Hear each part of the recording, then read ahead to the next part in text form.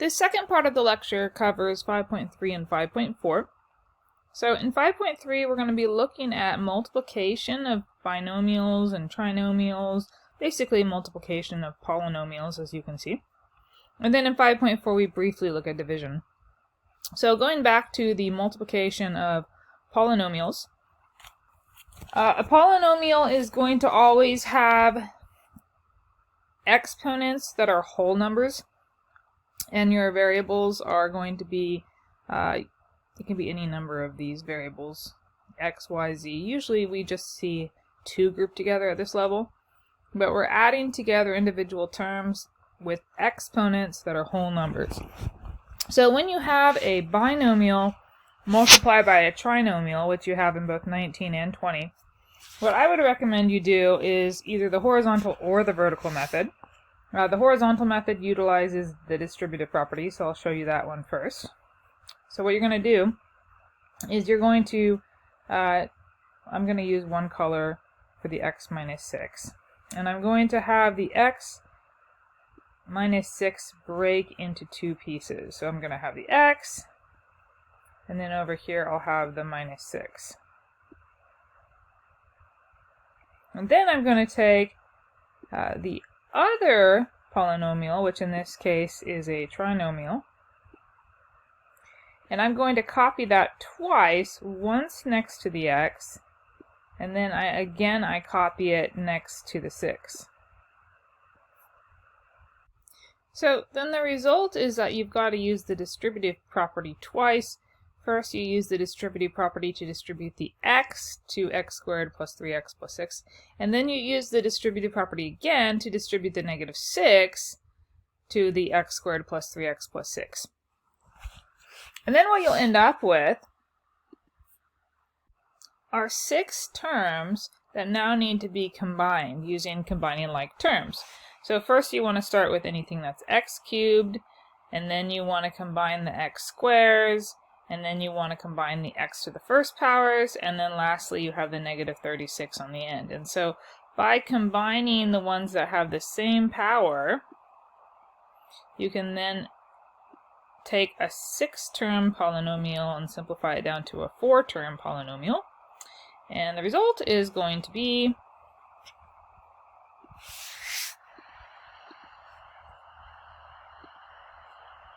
well, let me just type this will be easier. X cubed minus 3x squared minus 12x minus 36. Okay, now question 20 is going to function the same way, but you're going to find more things are going to cancel.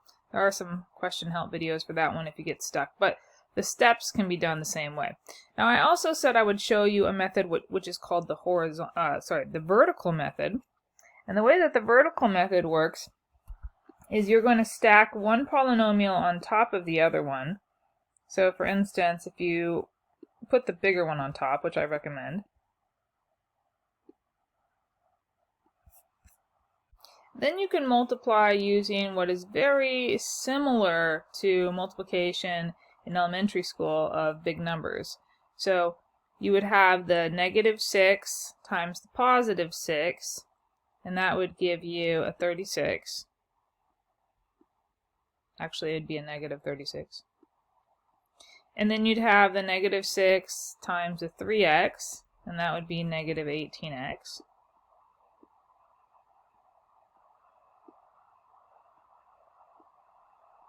And then the negative 6 times the x squared is going to give you a negative 6x squared.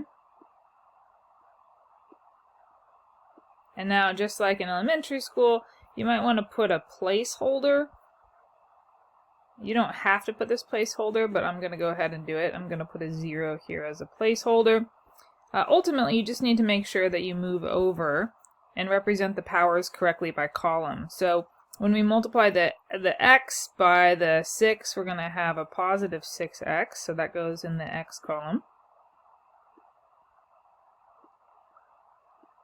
And then we have x times a 3x, so that's going to be a positive 3x squared. And that goes in the x squared column.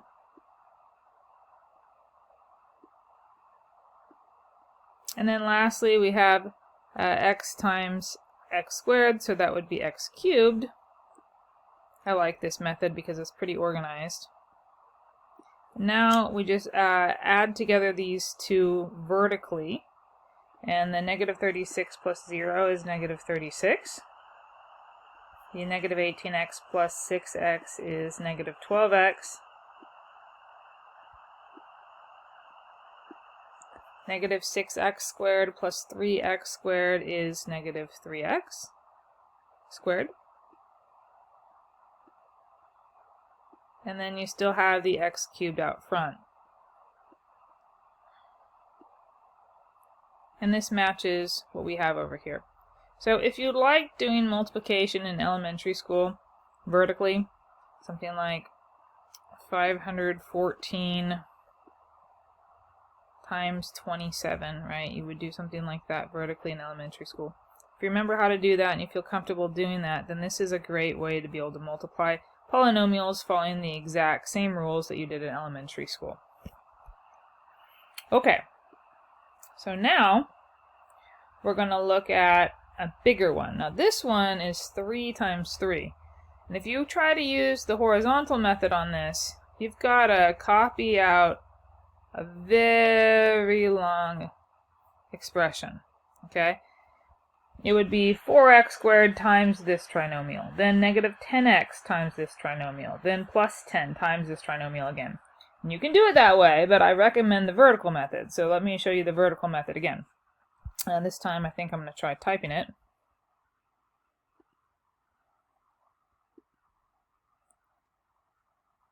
Okay, so if I type it, on the top, it doesn't matter which one goes on top. I always put the one on top that's the bigger one. In this case, since you have two trinomials, they're equally big. Yeah, there we go. The bottom is then going to be 2x squared minus 6x plus 1. But you'll get the same answer if you do it either way. Now, just for the sake of me being able to line these up, let me move this over a bit, like that. Okay. Now, if I multiply the 1 times the 10, I'm going to get 10. So I'm going to have a 10 down here.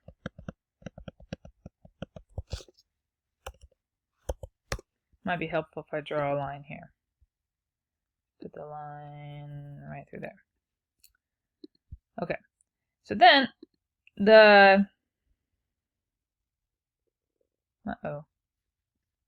there's a problem, hold on. And that just disappeared. Okay, wonder if I can undo it. Does it show up?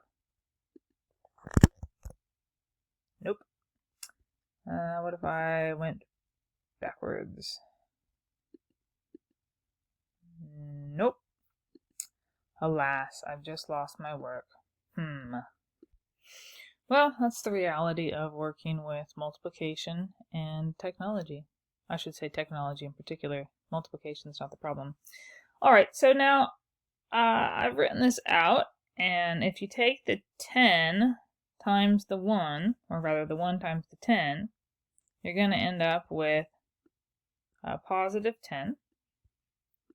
And then if you take the 1 times the negative 10x, then you have the negative 10x. And if you take 1 times 4x squared, you're going to have 4x squared. Now you're going to take each one of these lower polynomial parts, first the positive 1, then the negative 6, then the 2x squared, and multiply by the entire top one, every single one.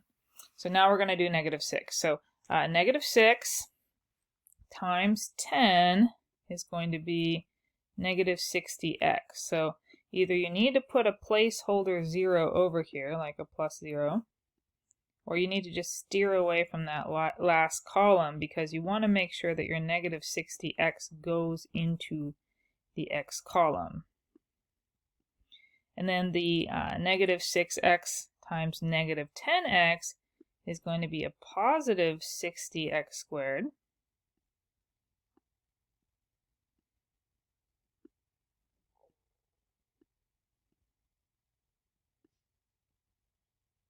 And then negative 6 times 4x squared is negative 24x cubed.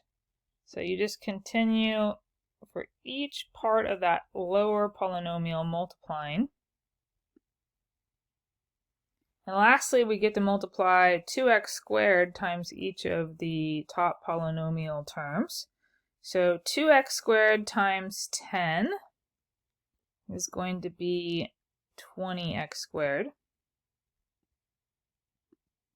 Again, you can add placeholder zeros if you want, or you can just move over. If you wanted to add placeholder zeros, here I'll do it for effect. You just have your plus 0x. You'd have a plus 0. I could have made this previous one also pink.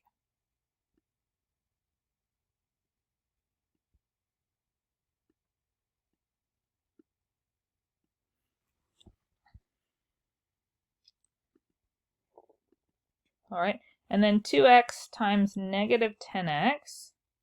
And don't forget, if there's a positive value, you do need to put a positive in front, is going to be negative 20x squared. Sorry, x cubed. And then lastly, the 2x squared times 4x squared is going to give you 8x to the 4th. So now you've got multiple columns to add. Each column is already organized by x power. So this is the x to the 4th column, x cubed column, x squared column, x to the 1st column, and your constant column. And when you add those all together, you'll end up with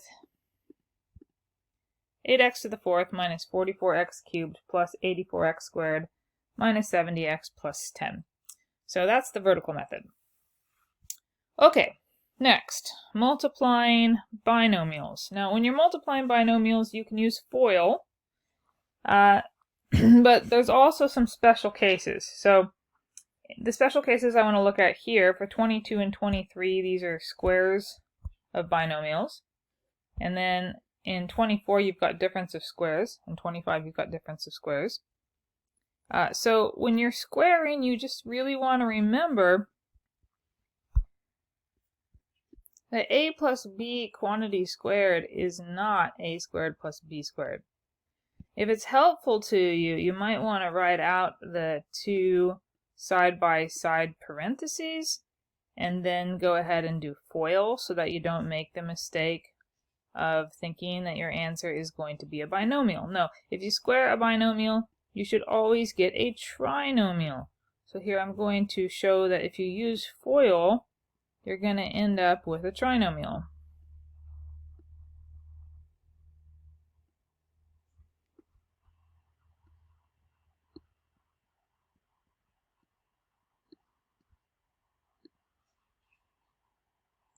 (3w times 3w) 3w times 3w is 9w squared. And then the outer product, 3w times negative 8, is negative 24w. The inner product, negative 8 times 3w, is negative 24w. And then last, negative 8 times negative 8 is positive 64. Now if you take this resulting polynomial and add together the like terms, then you're going to see that your answer is going to be the trinomial 9w squared minus 48w plus 64. So remember, anytime you square a binomial, you get a trinomial. And the same would be true down here for number 23. You're going to have a 2w times 2w, yes, is 4w squared, and the t will be squared, but that's just the first and the last of FOIL. Remember that the outer and the inner of FOIL are still part of this multiplication. And so you should end up with this middle term, 4wt, because you had 2wt plus 2wt. Okay, difference of squares. Difference of squares, you can get the result just fine using FOIL, but if you recognize that you have the pattern a plus b, a minus b, then you can go straight to your answer, okay? So your pattern here is going to be, let me change colors here. You've got your a plus b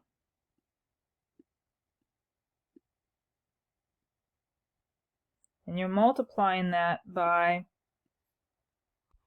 a minus b, and if that pattern is maintained, the result will always be a squared minus b squared. So the benefit of knowing this comes up in future concepts like rationalizing the denominator using the conjugates.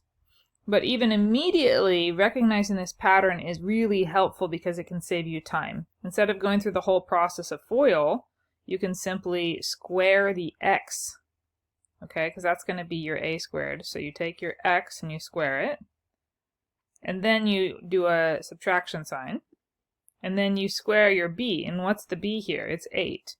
So you have x squared minus 8 squared, which means you can go directly to your answer of x squared minus 64. So the same scenario is taking place down here in number 25.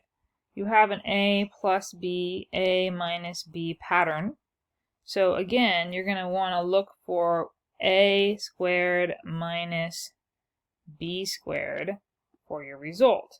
Except this time your a is not a single term x, or a single letter, a single symbol. It is 5x is your a.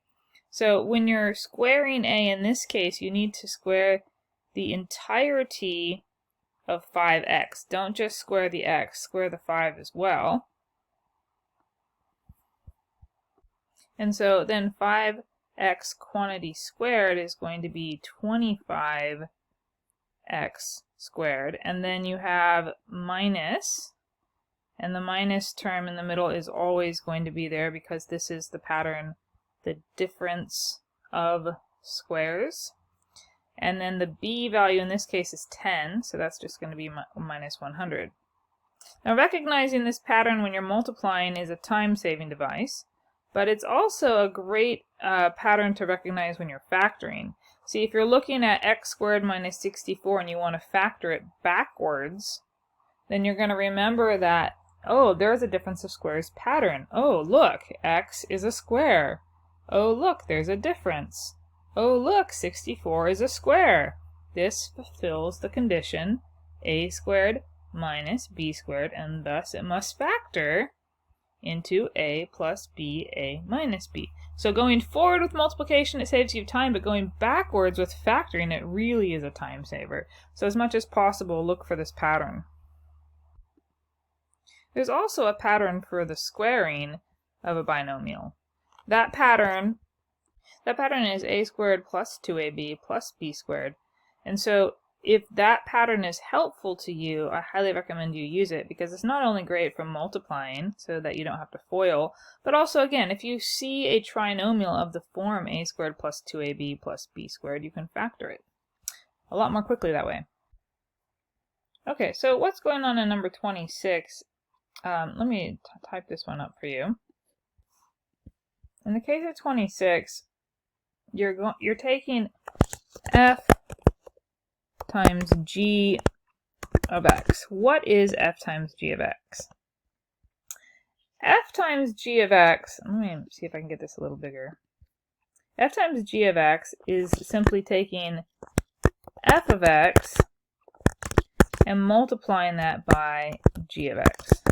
Okay, so then I'm going to do a substitution now. I'm going to replace f of x with what f of x is equal to, namely 3x plus 4. And then I'm going to replace g of x with what g of x is equal to. So that would be 3x squared plus 4x. And now I can apply FOIL, right? So I can do first, outer, inner, last. 3x times 3x squared is going to be 9x cubed. The outer product is 3x times 4x, so that would be 12x squared. Then the inner product is going to be 4 times 3x squared, so that would be 12x squared.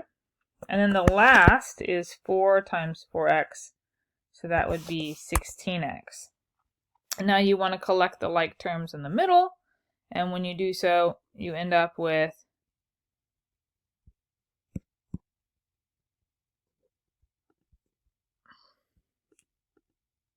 24x squared. So we have the 9x cubed plus 24x squared plus 16x. The last section is 5.4, and we're only going to touch on it briefly. Basically, for these division problems, I highly recommend what you do is you use factoring, all right? So if you're going to use factoring, this is what it would look like. You would start off by taking the numerator and pulling out your GCF.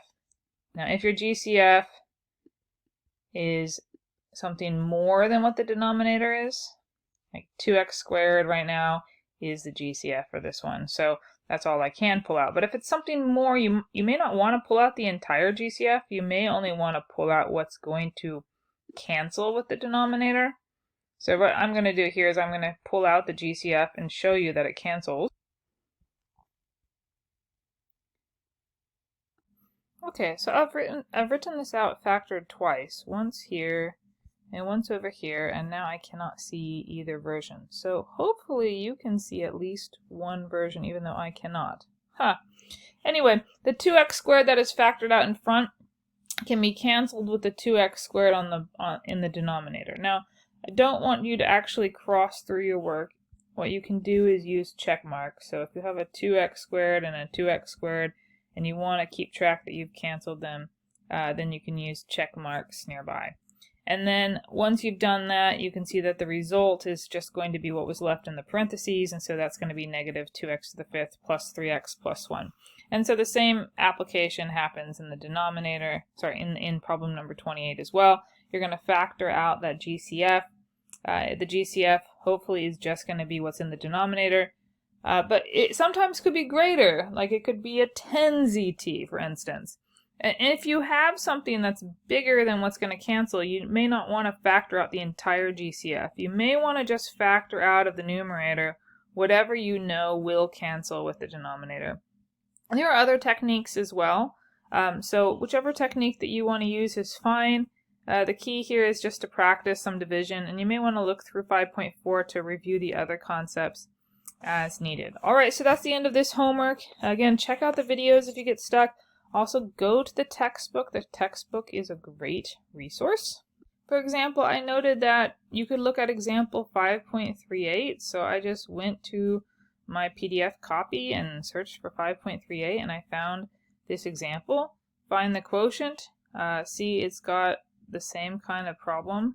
And you can do this as well. Instead of factoring out your GCF, you could actually divide each term by the divisor. So that is a completely acceptable alternative algebraic way of doing the same type of problem. But just take a look through 5.4. We're not going to be covering polynomial long division for this course, so I skipped over that. The main key is that you can divide by a monomial, which is what's happening here in 5.38. Alright, so then hopefully I will see you on Monday.